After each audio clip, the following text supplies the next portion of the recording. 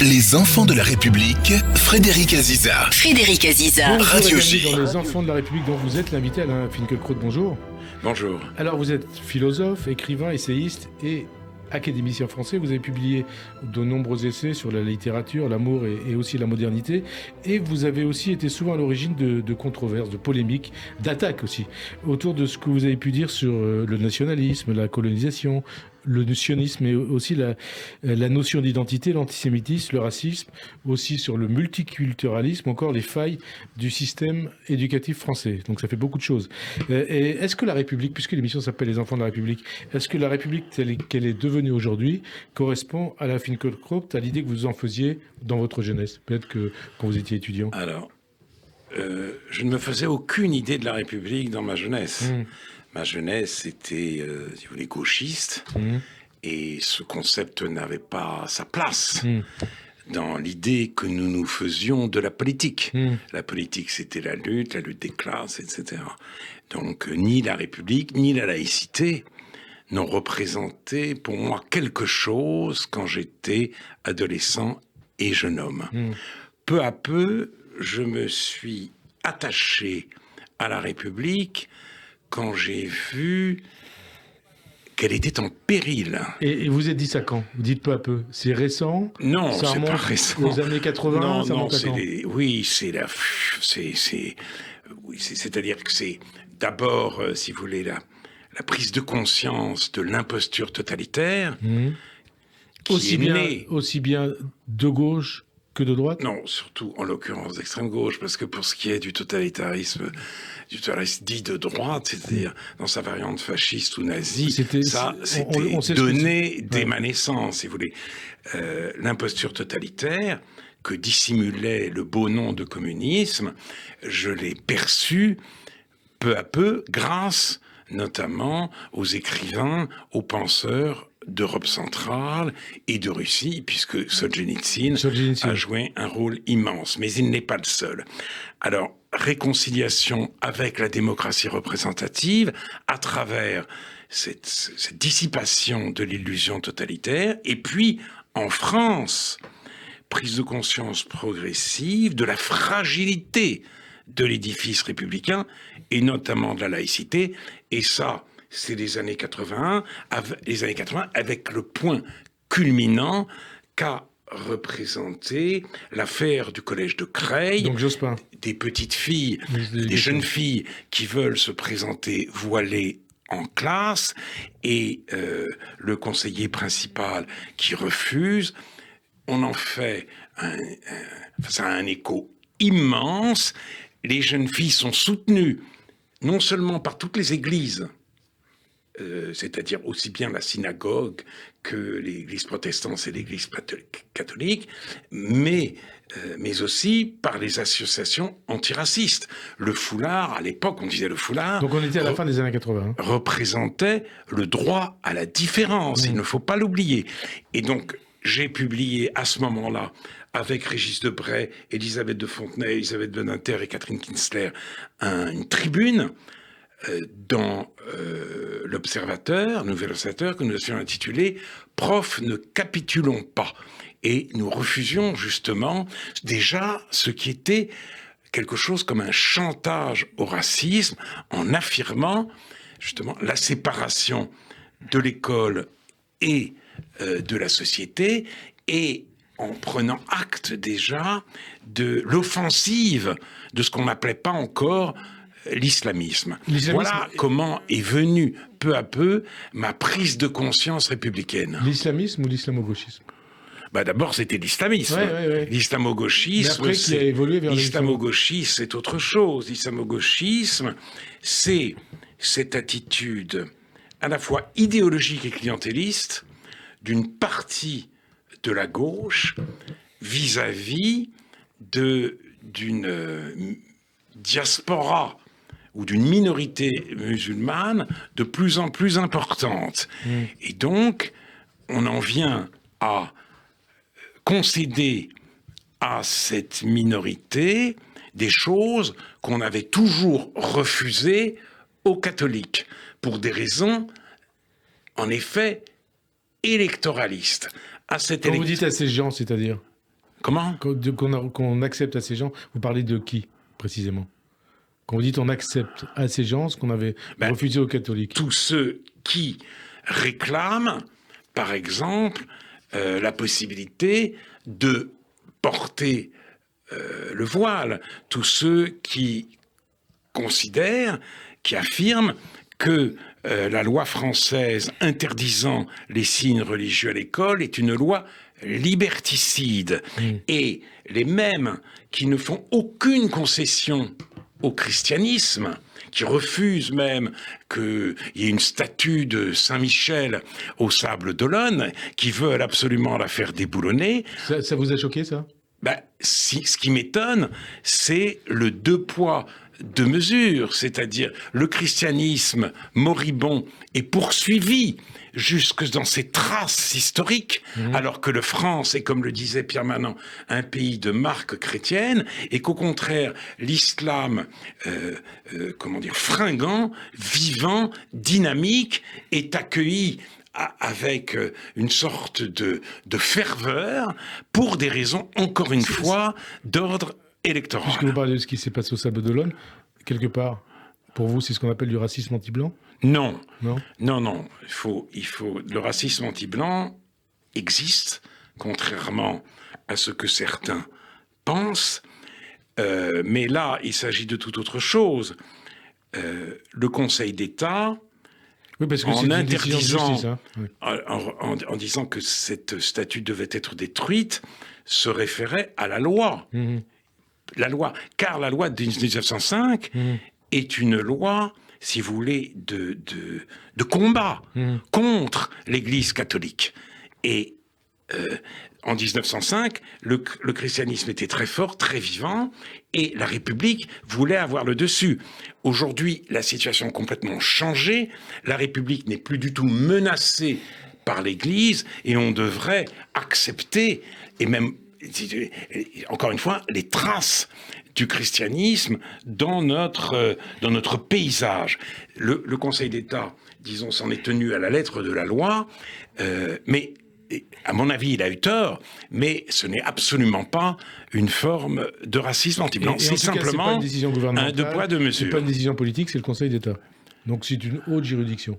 Oui, alors c'était pas une décision politique. Il a dit voilà ce que dit la loi, je suis la loi. Mais je constate en effet que, au nom de la loi 1905, on veut étouffer ce qui reste de christianisme dans l'espace public, alors même qu'on est très indulgent avec la montée de l'islamisme. Ça veut dire qu'il faudrait la changer, la loi de 1905 ? Non, je ne dis pas. Je dis simplement qu'il faut tenir compte de la nouvelle réalité et en tout cas se montrer intransigeant avec ce que Macron lui-même, dans son discours des Murons, a appelé le séparatisme, parce que le voile islamique, c'est pas le vêtement de la pudeur. Le voile islamique dans l'espace public et a fortiori à l'école, c'est un drapeau, c'est un étendard, c'est une manière de dire voilà, l'islam est là, l'islam s'impose, le mariage mixte, il ne faut pas y compter. Donc c'est à la fois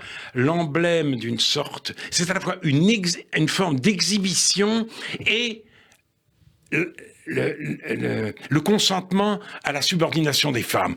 Et on doit être d'autant plus sévère qu'on voit ce qui se passe en Iran. Femme, vie, liberté, ça vaut sur tous les continents. C'est un message que les Iraniennes nous envoient et qui a une portée universelle. Vous parlez d'Iran, justement, une question là-dessus. Quand vous voyez ce qui se passe en Iran, des femmes qui payent jusqu'à leur vie pour refuser, parce qu'elles refusent de porter le voile, alors qu'en France, des militantes féministes, des militantes écologistes de la gauche se battent pour que l'on puisse porter le voile. Oui, alors elles diront, ces militantes, que en Iran, le voile est une contrainte et qu'en France, le voile est un choix. Peut-être, mais c'est le choix de la servitude. C'est une forme de servitude volontaire pour les femmes et en plus, c'est le choix d'une affirmation religieuse qui va à l'encontre d'un principe très antérieur à la République, qui est le principe de mixité. Il y a une mixité des hommes et des femmes qui a fait depuis longtemps la spécificité et même la gloire de la France. Qu'est-ce que ça vous inspire, ce parallèle ? Et là, c'est un principe de séparation qu'on veut imposer. Qu'est-ce que ça vous inspire ? Ce parallèle qu'on peut faire entre ce qui se passe en France et ce qui se passe en Iran ? Non, il ne s'agit pas de faire un parallèle. En tout cas, la comparaison. Il s'agit de dire que cette comparaison, que ce qui se passe en Iran devrait nous amener à réfléchir et renforcer notre intransigeance vis-à-vis de l'islamisme dans notre pays, un islamisme dont les femmes sont à la fois l'emblème et les victimes. Il y a un dévoiement du militantisme féministe en France ? Il y a un dévoiement du militantisme féministe. Disons que, là encore, le néo-féminisme, car il ne faut pas impliquer des femmes comme Liliane Candel, Elisabeth Badinter et Sylviane Agacinski dans cette dérive. Pour le néo-féminisme, l'ordre patriarcal règne partout. Partout, les hommes sévissent, les femmes subissent. Elles ne veulent pas reconnaître le statut, si vous voulez, spécifique de l'Occident, le fait que les femmes en Occident sont libres. Elles dénoncent le patriarcat là où elle n'est pas et voudraient nous faire croire, si vous voulez, que les machos sont nos mollahs. Eh ben non, ce n'est pas vrai. Et vous êtes pour elles un mollah. Demandez-leur. Quelque part. Demandez-leur. Je ne crois pas. Je ne crois pas. Mais je vois aussi ce qui se passe ces jours-ci à l'Assemblée nationale. On va en parler, oui. Le député de la France Insoumise, Adrien Quatennens, vient d'être réintégré à la suite d'un vote dans son groupe. Il a subi 4 mois de purgatoire. De quoi est-il coupable ? D'avoir giflé son épouse. C'était une histoire de rupture extrêmement difficile. Il ne l'avait jamais giflé avant, il n'a pas recommencé. Jean-Michel Apathy, célèbre chroniqueur, l'a appelé le député gifleur, comme si c'était une épithète de qualité. Et aujourd'hui, quand il est réintégré dans la France Insoumise... C'était mardi. C'est cette semaine, tous les autres partis protestent. Notamment Sandrine Rousseau, Olivier Faure, ainsi de suite. Mais oui, donc la gauche socialiste explique qu'il ne pourra jamais faire partie de la NUPES. Et quand je dis... Et les socialistes se réconcilient sur le cas Quatennens, c'est-à-dire aussi bien les sociodémocrates que ceux qui suivent la France Insoumise. Et vous leur dites quoi, alors ? Mais je leur dis que c'est absurde. Ouais. Je leur dis que c'est grotesque. Ouais. Je leur dis que nous vivons un moment d'hystérie complète. Pourquoi ? Parce que, à travers l'affaire Quatennens, ils veulent maintenir l'idée selon laquelle l'humiliation est toujours du côté des femmes, que les hommes, les mâles, et surtout blancs, sont dangereux, qu'il faut, si vous voulez, les empêcher de nuire, et ils refusent d'accueillir la réalité humaine dans ce qu'elle a de spécifique. Un avocat, un très grand avocat vient de mourir, Hervé Temim, et il le disait remarquablement bien, le métier d'avocat, c'est précisément de prendre les choses une par une, c'est d'accueillir la particularité. Or, aujourd'hui, au nom de la lutte, au nom du féminisme, la particularité est abolie. On vit dans un monde de généralité, comme si, en fait, toutes les femmes n'en faisaient qu'une seule. Vous vous sentez solidaire d'Adrien Quatennens, quelque part ? Hein ? Vous vous sentez solidaire d'Adrien Quatennens, quelque part ? Il ne s'agit pas d'être solidaire ou non. Il ne s'agit pas d'être solidaire ou non. Adrien Quatennens est puni par là où il avait péché. Parce qu'avant que cette histoire ne lui tombe sur la tête, il était à l'avant-garde du combat néo-féministe. Il ne voulait rien savoir. Donc, mais j'ai pas envie de dire c'est bien fait pour lui. J'ai en effet un sentiment de compassion parce que je crois deviner précisément que ce n'est pas un gifleur, que c'est quelque chose qui est arrivé à un moment donné d'une histoire, que les histoires sont différentes les unes des autres, que dans des cas de divorce difficiles, les femmes aussi, des femmes peuvent être capables du pire, de dénoncer, par exemple, leur conjoint ou ex-conjoint pour des attouchements sexuels sur les enfants qui n'ont pas eu lieu. Tout ça, c'est la réalité que le droit et la littérature nous apprennent à saisir dans sa complexité. Et il ne reste rien avec l'idéologisation du combat féministe, ni du droit, ni de la littérature. Alors, quand vous entendez, Alain Finkielkraut, quand vous entendez dire que vous êtes l'idiot utile de l'extrême droite, ça vous déprime ou pas ? Ben, je ne sais pas qui le dit. Je trouve que c'est très... Vous êtes quelque part un mal-aimé. Hein ? Je sais, pas par tout le monde. Mais... si vous voulez, c'est très dangereux, ce genre de discours. Mais alors, faisons, si vous me laissez le temps, un peu de politique fiction. Imaginons que Marine Le Pen arrive au pouvoir en 2027. Les sondages nous disent aujourd'hui que c'est possible. Certes, nous sommes à 4 ans de l'échéance, mais... comme certains pouvaient le dire il y a 8 ans. Bon, admettons. En effet, je crois que dans la presse bien pensante, les listes sont déjà prêtes, des intellectuels qui ont, si vous voulez, qui ont légitimement son discours, ont rendu possible l'impensable. Et je suis sûr de figurer dans ces listes. Mais c'est absurde, car... qu'est-ce qui bénéficie aujourd'hui au Rassemblement national ? Deux choses. Deux choses. D'abord, le comportement insupportable, inqualifiable, révoltant de la France insoumise à l'Assemblée nationale.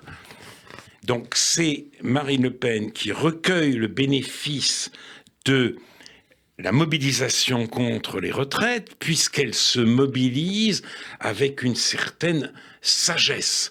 Elle se présente donc comme une candidate potentielle aux plus hautes fonctions. Et pendant ce temps-là, la France insoumise, je ne suis pas le premier à le dire, transforme l'Assemblée nationale en une espèce de zone à défendre.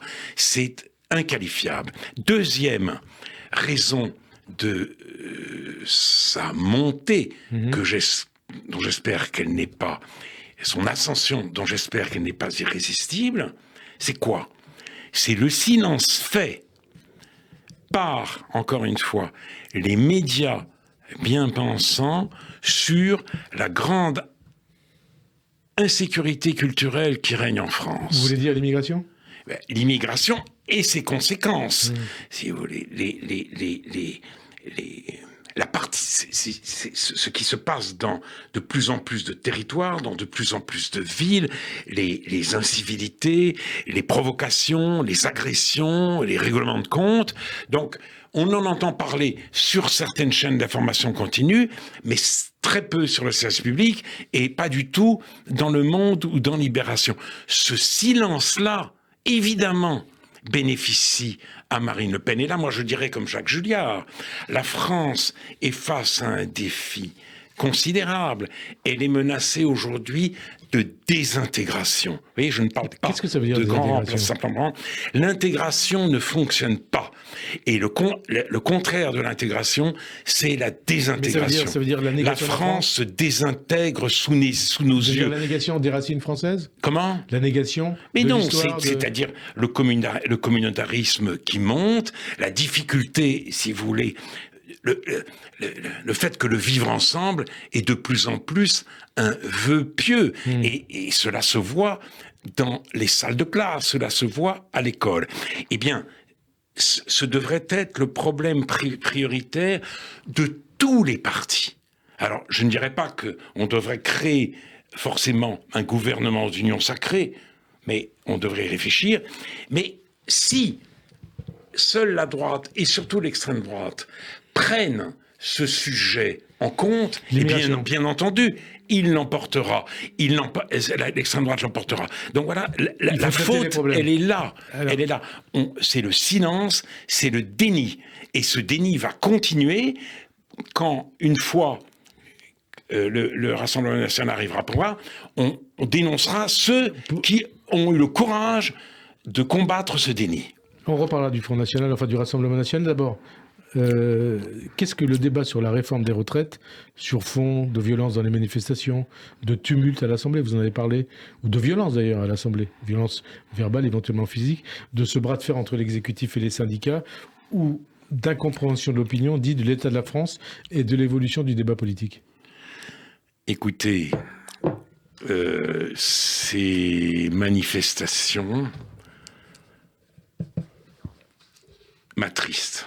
Je dois dire. C'est-à-dire, la France est en état de crise. La France est dans un état déplorable du fait, effectivement, d'une immigration immaîtrisée. Et c'est lié à la réforme des retraites ? Non, laissez-moi continuer.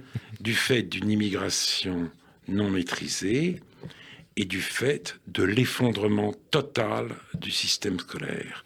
On aurait aimé que le peuple se mobilise contre ces deux phénomènes pour la survie non seulement de la République, mais de la France elle-même. Cela n'a pas lieu.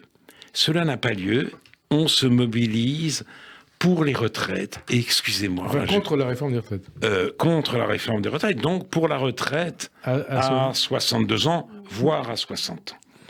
Et je vais vous lire, à votre grand étonnement, quelques paroles de sagesse prononcées, figurez-vous, par Françoise Hardy dans un entretien du journal du dimanche. Dernier. Et elle dit qu'elle n'a pas voulu signer une lettre à Macron demandant le retrait immédiat de la réforme des retraites, alors que 300 noms de la culture avaient signé. Elle dit non, je ne l'aurais pas signé, car je m'intéresse aux réalités économiques et j'ai compris qu'il y a plusieurs raisons impératives d'effectuer une réforme des retraites. Tous les pays européens ont mis l'âge de retraite à 65, 66 ou 67 ans. Sauf le nôtre, dont la dépense publique est la plus élevée d'Europe, qui a une dette publique de 3 000 milliards d'euros avec un taux d'intérêt de 3%, lequel risque d'augmenter encore, ainsi qu'un déficit budgétaire de longue date autour de 164 milliards d'euros. Et elle continue, donc elle dit... Donc vous êtes plutôt Hardy que Berger, par exemple. Elle dit des évidences, elle dit des évidences. Et je n'aime pas non plus qu'on affirme que...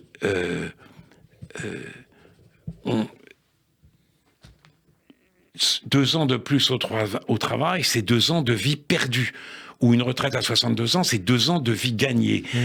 Le travail, sauf évidemment dans le cas des métiers pénibles, mais la plupart d'entre eux ne sont pas touchés par cette réforme, le travail ne peut pas être considéré comme le contraire de la vie. Ce n'est pas possible. Alexandre Rousseau dit c'est une valeur de droit, la valeur travail. Mais non. Et elle appelle au droit à la paresse. Oui, bien sûr, mais oublions même Sandrine Rousseau. Laurent Berger n'en est pas là. Simplement, on a l'impression surtout, et là, j'ai pensé, non pas à Françoise Hardy, mais à un auteur qui est une référence pour nous tous, c'est Marc Bloch. Son testament dans l'étrange des fêtes. Et il parle de cette avant-guerre et de l'attitude des grands syndicats, des fonctionnaires, où il dit les profits du présent bornaient impitoyablement leur regard. Ils ne voyaient que les menus intérêts du moment. Nous y sommes. C'est-à-dire, étant donné l'état d'urgence dans lequel se trouve la France, ces manifestations, me semble-t-il, même si je comprends certains manifestants, je trouve que ces manifestations ne sont pas tout à fait à la hauteur. Il faut qu'on avance parce qu'il y a une grande partie de cette émission qui va être consacrée à ce qui se passe en Israël. Mais d'abord, trois questions sur la France. Vous parlez de crise. Est-ce que vous dites, comme Laurent Berger, la France vit une crise démocratique ? Non. La France ne vit pas une crise démocratique. La démocratie représentative a fonctionné. Donc, je ne dirais pas la crise est d'un tout autre ordre.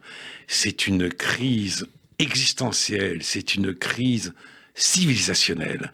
La question est de savoir combien de temps encore la France restera la France. Ce qui caractérisait la France, et notamment que c'était une patrie littéraire. Les humanités disparaissent complètement de l'enseignement. Et quand vous dites que la France restera la France, c'est au niveau culturel. Pour vous, c'est pas une question d'immigration quand vous parlez de ça. C'est aussi un rapport à l'immigration. Si vous voulez, un peuple, c'est une communauté de destin. Si vous changez complètement la composition du peuple, alors ce n'est pas le même peuple. L'immigration, je ne dis pas, si vous voulez, que c'est une faute en soi, mais quelque chose s'est passé quand on a l'immigration de peuplement a succédé à l'immigration de travail. Ça, c'est arrivé... Donc dans les années 70 C'est arrivé, non, un peu... Oui, et ça continue. En plus, c'est une immigration majoritairement extra-européenne. Et dans tous les pays d'Europe, les choses se passent mal. Si on parle de guerre des gangs en Suède, c'est pas parce que les Suédois seraient soudain devenus des dealers. Non. Et je constate que c'est un gouvernement social-démocrate au Danemark qui impose une politique migratoire beaucoup plus exigeante que celle que nous suivons aujourd'hui. Vous parliez tout à l'heure de Marine Le Pen, de LFI. Qui est le plus dangereux, c'est LFI ou le Rassemblement National ? C'est Jean-Luc Mélenchon ou Marine Le Pen ? Je ne choisis pas, c'est pas le problème. Je n'ai pas envie que nous arrivions à un tel face-à-face. J'ai totalement envie qu'elle le gagnerait à coup sûr. Marine Le Pen, Mélenchon 2027, votez qui ? Oui, si ce face-à-face a lieu, c'est elle qui gagnera par la faute de Mélenchon. Et vous, votez qui ? Mais que ça va vous foutre ? Ça m'intéresse. J'en sais rien, mais je voterai. Sans doute m'abstiendrai-je. Ah oui. Il y a un dossier qui a fait l'actualité, en tout cas des déclarations qui ont fait l'actualité il y a une dizaine de jours, c'est ce qu'a dit Gérald Darmanin sur la Ligue des droits de l'homme.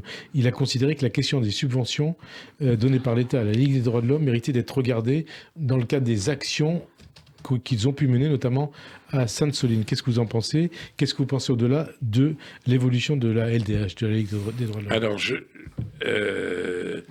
Darmanin a aussi parlé du terrorisme intellectuel d'une certaine extrême gauche. Il a été repris par un nombre de journaux, et je crois qu'il a raison. Dès que, par exemple, j'aborde un sujet aussi délicat que l'immigration, l'accusation de racisme menace de tomber sur moi.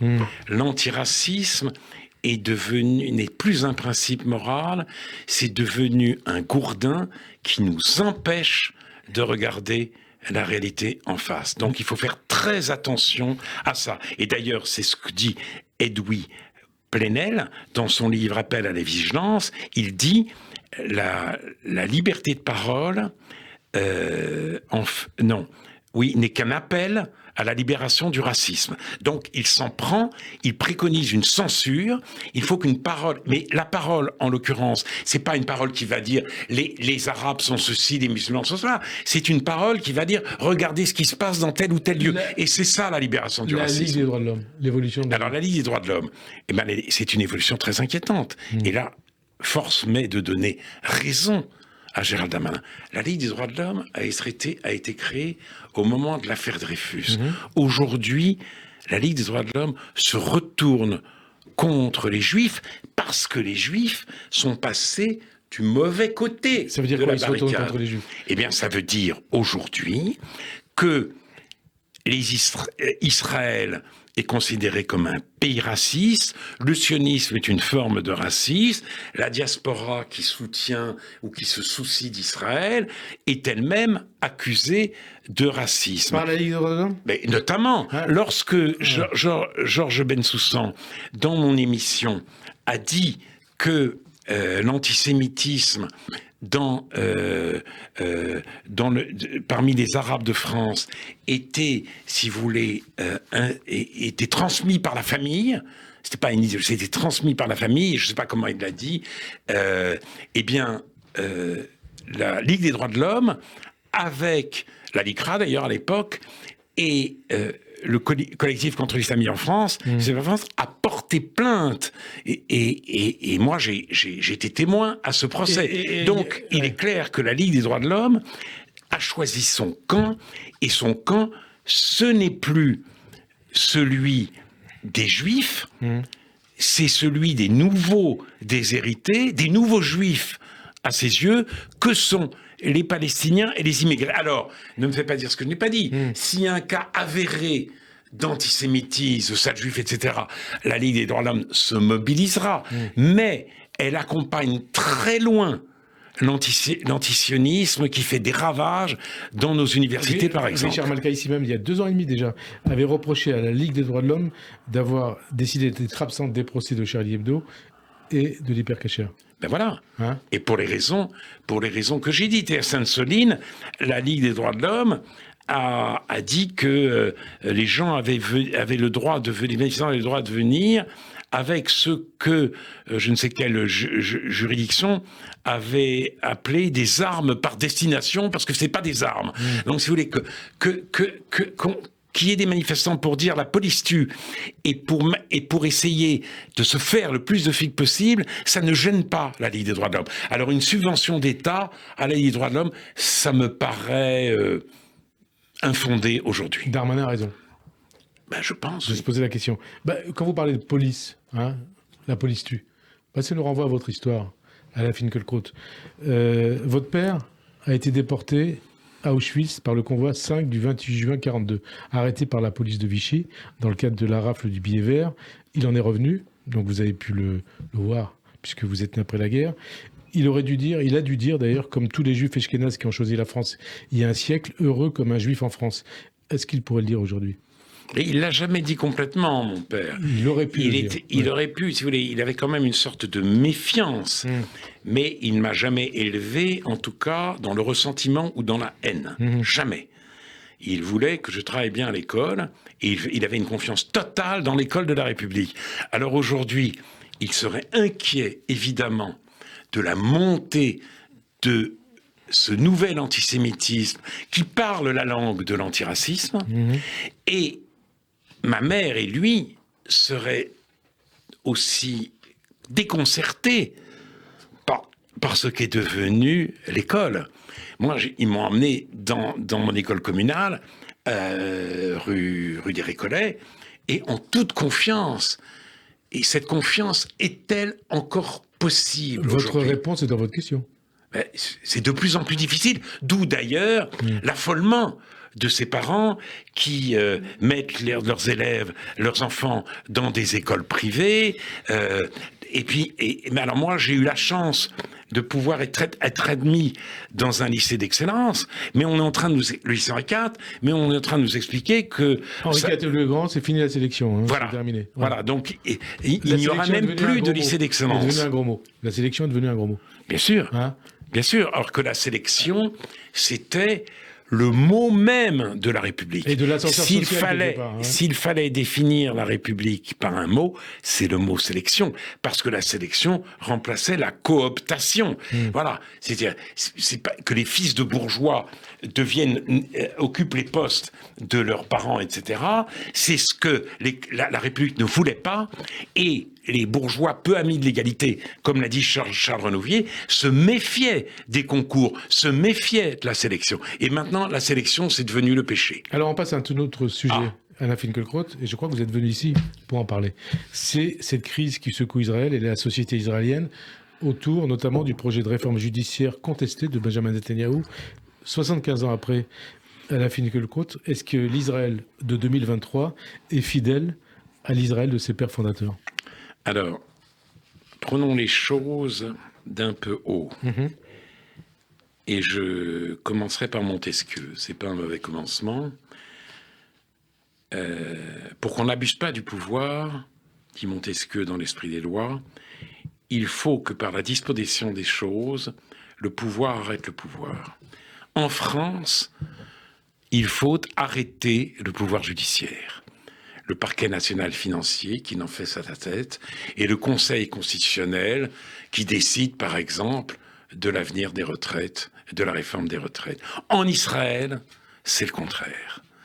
Il faut arrêter un pouvoir politique qui veut se défaire de la Cour suprême ou la mettre à sa botte. Pourquoi ? Parce qu'on peut dire, peut-être les juges pourraient être sélectionnés autrement. Peut-être. Mais pourquoi ? D'abord, les ultra-orthodoxes. Les ultra-orthodoxes veulent absolument réformer la Cour suprême pour que l'exemption des orthodoxes du service militaire soit inscrite dans le marbre. C'est ça leur volonté.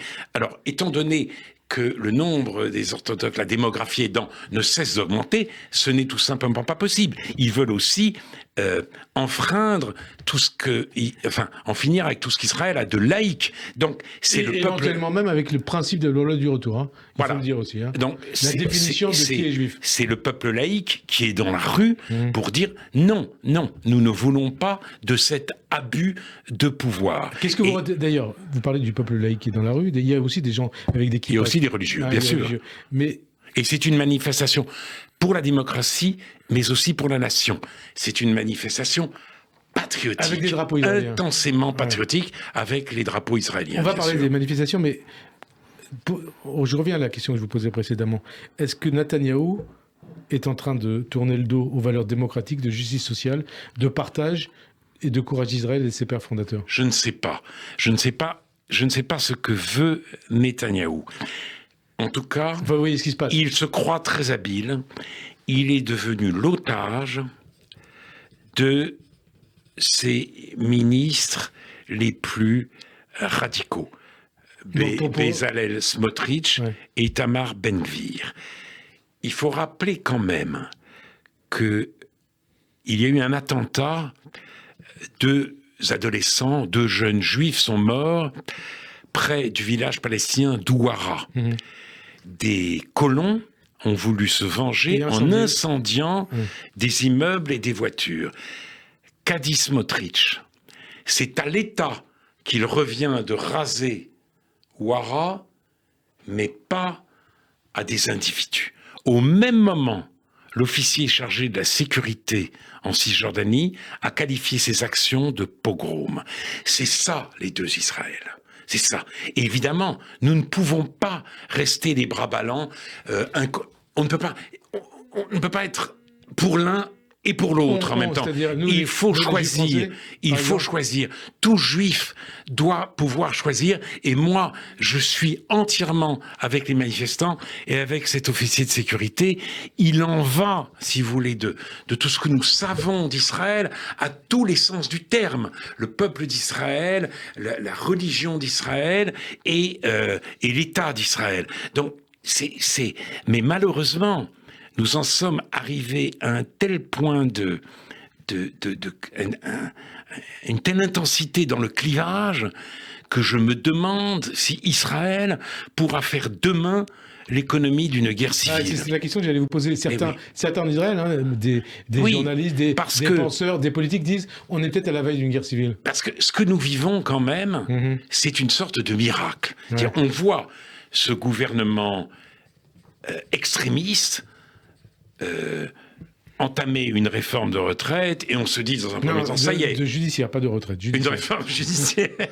Une réforme judiciaire. Et on se dit, ça y est, c'est foutu, etc. Et miracle. Des centaines de milliers de personnes descendent dans la rue. Et des centaines de milliers. Chaque semaine, depuis 14 semaines. Et ça représente des millions et des millions en France. 2 à 3 millions en France. Beaucoup plus que les manifestations pour la réforme des retraites. Beaucoup plus. Et ils le font. Et c'est toutes les forces vives du pays. C'est-à-dire, il y a l'élite high-tech Mais il y a aussi l'élite universitaire, mais il y a Tsahal, il y a les réservistes de Tsahal, l'élite militaire. Donc, c'est les forces vives du pays qui disent non. Et d'ailleurs, c'est tellement miraculeux que les antisionistes sont énervés. Parce qu'ils disaient Israël est un État apartheid, c'est l'inverse. Israël est un montre son vrai visage. Vous avez vu cette proposition de résolution d'une partie de la NUPES à l'Assemblée, voilà. Israël apartheid, ça démontre le contraire. Voilà. Et ça démontre en tout cas l'extrême vitalité démocratique de l'État d'Israël, ce que n'ont pas supporté Judith Butler et Ronnie Broman notamment, qui ont signé une pétition dans Le Monde pour dire oh là là, le vrai problème c'est les Palestiniens et les Israéliens. Pendant ces manifestations, Israël a fait 87 morts. Il ne compte pas du tout les morts israéliens à la suite d'attentats. Il y en a eu 19. Et c'est pas n'importe quelle mort. Ce sont des civils et en général des femmes, des enfants ou des adolescents. Et Ronnie Broman, avait publié il y a quelques années une tribune en disant il faut discuter avec Ouria Boutelja. Il faut discuter avec elle. Ouria Boutelja, c'est la fondatrice des Indigènes de la République qui dit cette phrase extraordinaire, il n'y a pas d'Israéliens innocents. S'il n'y a pas d'Israéliens innocents, tout attentat est justifié. Voilà pourquoi on ne fait pas la comptabilité de ces victimes-là. Il reste 3 minutes, plusieurs choses à dire. Est-ce juste pour vous, est-ce que vous dites Israël, le danger d'Israël, c'est qu'Israël devienne une théocratie ? Non. Non ? Il n'y a aucune chance. Écoutez, on assiste à une révolte populaire contre le populisme, quand même. Révolte populaire contre le populisme. Oui, c'est pas moi qui l'ai dit, c'est Patrick Lugman, avec qui j'ai des relations difficiles, mais nous étions ensemble à Bruxelles à l'invitation du Parlement européen pour un colloque de J-Call, et il a eu cette très belle phrase, c'est une révolte populaire contre un gouvernement populiste, et il y a eu cette espèce de leitmotiv, Rak Israël, seulement en Israël. C'est ça la réalité. Et aussi le rapport à cette crise profonde que traverse la société israélienne, des réactions à géométrie variable dans les diasporas. Une crise qui provoque un véritable divorce, une réelle rupture entre les juifs américain à Israël, et une réaction plus feutrée, et puis d'autres pays, Grande-Bretagne, Australie, Canada, ainsi de suite, une réaction plus feutrée, plus embarrassée, peut-être plus mesurée des Juifs français. Comment vous l'expliquez ? Et surtout, qu'est-ce que vous en pensez ? Écoutez, je ne suis pas moi-même un représentant de la communauté juive, elle a ses injonctions, ses exigences, etc. Mais de toute façon, nous avons tous le souci d'Israël, mais je crois que dans cette situation, nous sommes sommés de choisir. Est-ce que nous nous reconnaissons dans les vociférations de ce voyou messianique qui est Itamar Ben-Gvir, qui voulait réduire à 10 minutes le temps de douche des prisonniers palestiniens. Et il ne l'a pas obtenu, évidemment. Et où est-ce que nous nous reconnaissons dans ces manifestations pour un Israël démocratique? Voilà, c'est tout. Votre réponse est évidente. Mais on se reconnaît. Et alors, simplement, les Palestiniens disaient à Baïban, ne manque pas une occasion de manquer une occasion. Et là encore, au lieu qu'il y ait un intellectuel ou un leader palestinien qui dise « Écoutez, regardez, ce peuple dans la rue, il faut lui tendre la main, c'est avec lui que quelque chose peut apparaître », le raisonnement palestinien majoritaire, Israël montre sa faiblesse, Israël est en train de s'effriter, il faut en profiter. Mais qu'est-ce que ça veut dire en profiter? Ça veut dire ressouder Israël, et forcément, parce que face aux attentats, on est tous dans le même bateau. Mais ça, c'est vraiment calamiteux. 2 dernières questions. L'intérêt d'Israël, pour vous, c'est que le débat puisse exister en diaspora, ou qu'il soit étouffé? Non, mais c'est jamais bon d'étouffer les débats, ni en Israël, ni en diaspora, et ni en France, avec toutes les questions que nous avons posées. Et quand je vous entends, quand je vous vois en face de moi, je me dis, ce qui se passe en Israël, indépendamment des manifestations, cette situation de crise et de réformes voulues et de changement quelque part du régime israélien, ça vous fait mal? Ça vous fait mal? Ah ben bien sûr, parce que moi, le confort de l'extériorité m'est interdit. Si vous voulez, quand je vois Ben Gvir ou Smotrich à Paris expliquer que la Jordanie, ça fait partie d'Israël, que les Palestiniens sont des Arabes, etc. Ben Gvir qui avait applaudi l'assassinat de Rabin. Hein, et donc, j'ai honte. Vous avez honte? J'ai honte. Pourquoi et honte de quoi? J'ai honte parce que c'est la même généalogie, c'est le même peuple, c'est les miens. Donc, si vous voulez, la critique, si je n'étais pas juif, je critiquerais. Ouais. Mais là, si vous voulez, à la colère s'ajoute la honte et à l'indignation, la tristesse. Honte d'Israël ou honte de Ben Gvir? Honte d'eux. Honte d'eux. Non, au contraire, je suis très fier d'Israël, mais j'ai honte d'eux. Honte de qui? Netanyahou aussi? Non, d'eux. Alors, Netanyahou, on peut espérer, mais peut-être est-ce un peu pieux, qu'il veuille laisser quelque chose dans l'histoire. Quoi? Les accords d'Abraham. Si, pour pérenniser les accords d'Abraham, il lui faut l'Arabie Saoudite. S'il veut l'Arabie Saoudite, il faut qu'il fasse taire ces prétendus sionistes religieux. Merci en tout cas à la Fingold d'avoir répondu à notre invitation. Bonne fin de journée sur Radio J et à dimanche prochain. Merci.